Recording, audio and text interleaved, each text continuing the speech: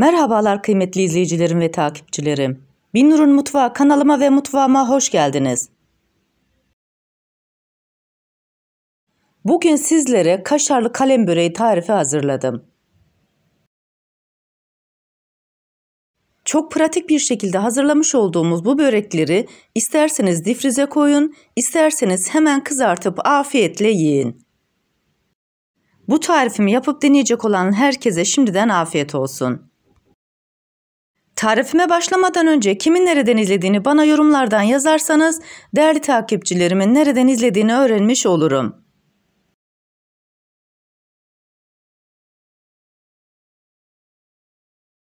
Sizleri daha fazla bekletmeden tarifime geçiyorum. Herkese iyi seyirler.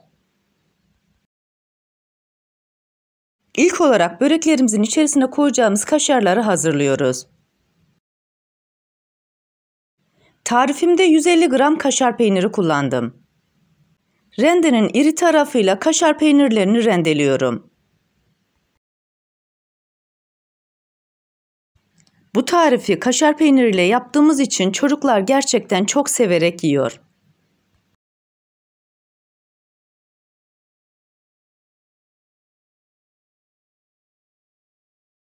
Rendelediğim kaşar peynirlerini kenara alıyorum. Tarifimde 3 adet hazır yufka kullandım.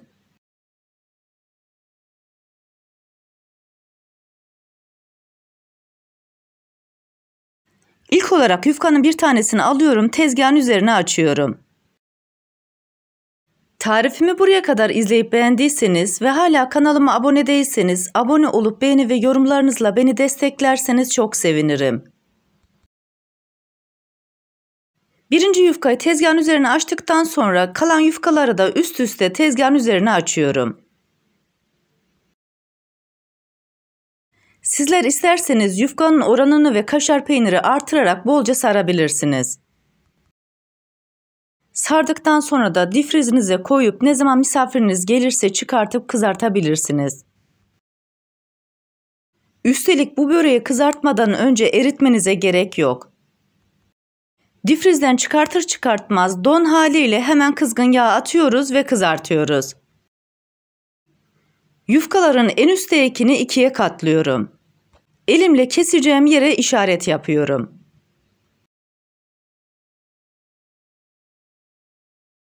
Daha sonra rulet yardımıyla işaretlediğim bölümü kesiyorum. Sizler isterseniz bu aşamada bıçak da kullanabilirsiniz. İki parçayı üst üste koyuyorum.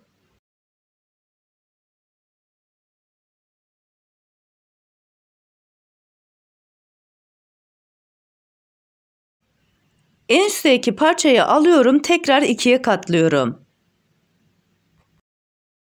Katladığım bölümü bastırarak işaretliyorum.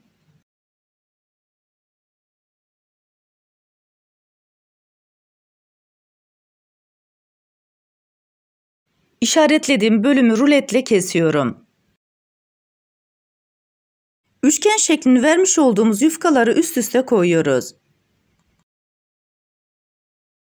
Bu yufkaları da 3 parçaya böleceğim. 5 parmak aralık bırakarak tekrar kesiyorum.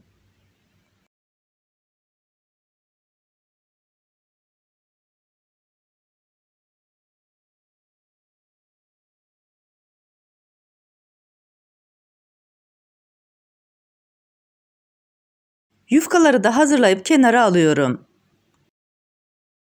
Böreklerin uç kısmını ıslatmak için su kullanacağım. Yufkanın bir tanesini alıyorum, uç kısmına kaşar peynirinden koyuyorum. Kenarlarını içeriye doğru katlıyorum. Daha önceki sarmış olduğum böreği alıyorum ve işaretliyorum. Böylelikle sarmış olduğumuz bütün börekler aynı ölçüde olacak. Uç kısmını fırça yardımıyla ıslatıyorum ve kapatıyorum. Bu şekilde börekleriniz kesinlikle açılmayacak. Tarifimi buraya kadar izleyip beğendiyseniz sosyal medya hesaplarınızdan arkadaşlarınızla paylaşarak bana destek olursanız çok sevinirim. Ayrıca kanalımda birbirinden güzel diğer tariflerim var. Onlara da göz atmayı sakın unutmayın. Sizlere bir kez daha göstermek istiyorum. Kestiğim yufkayı tezgahın üzerine koyduktan sonra kaşar peynirinden koyuyorum. Daha önceki sarmış olduğum böreği alıyorum, işaretleyip uç kısmına kadar sarıyorum. İsterseniz fırça yardımıyla ıslatın, isterseniz uç kısmını suya sokup çıkartın. Daha sonra kalan bölümünü de sarıp yapıştırıyorum. Böreklerimizin hepsini güzelce sardık ve hazırladık. Tabii ki bunların hepsini kızartmayacağım. Bir bölümünü alıp buzdolabında saklayacağım kutunun içerisine koyacağım. Misafirim geldiği zaman hemen çıkartıp kızartıyorum. Bu şekilde yaptığım için hem çok pratik oluyor hem de büyük rahatlık. Kutunun kapağını kapatıyorum, difrize kaldırıyorum.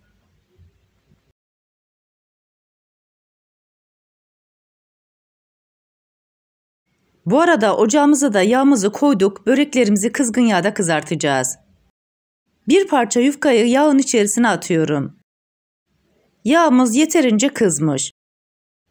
Sarmış olduğum kalem böreklerini sırasıyla kızgın yağın içerisine koyuyorum. Bu arada ocağımızın altı yüksek ateşte.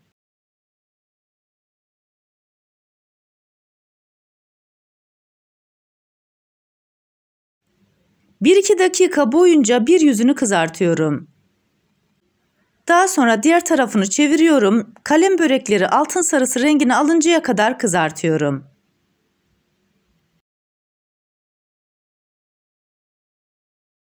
Tarifimdeki tüm püf noktaları detaylı bir şekilde sizlere anlatmaya çalışıyorum. Ancak yine de aklınıza takılan bir kısım olursa bana yorumlardan yazabilirsiniz. Oradan da elimden geldiğince sizlere dönmeye çalışıyorum. Hazırladığım börekleri servis tabağının içerisine alıyorum. Diğer kalem börekleri de kızgın yağın içerisinde kızartıyorum. Yağımız çok sıcak olduğu için böreklerimiz de yağı çekmiyor.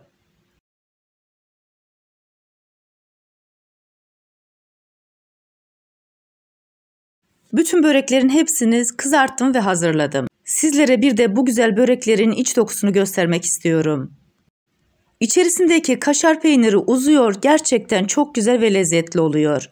Bu tarifimi yapıp deneyecek olan herkese şimdiden afiyet olsun. Bir tarifimizin daha sonuna geldik. Videomu izlediğiniz için teşekkür ederim. Bana destek olmak için tarifimi beğendiyseniz beğenmeyi, abone değilseniz abone olmayı, yeni tariflerimi izlemek için bildirim zilini açmayı, tariflerimi sevdiklerinizle paylaşmayı unutmayın. Her şeyin gönlünüzce olması dileğiyle hoşça kalın, afiyetle kalın, Allah'a emanet olun.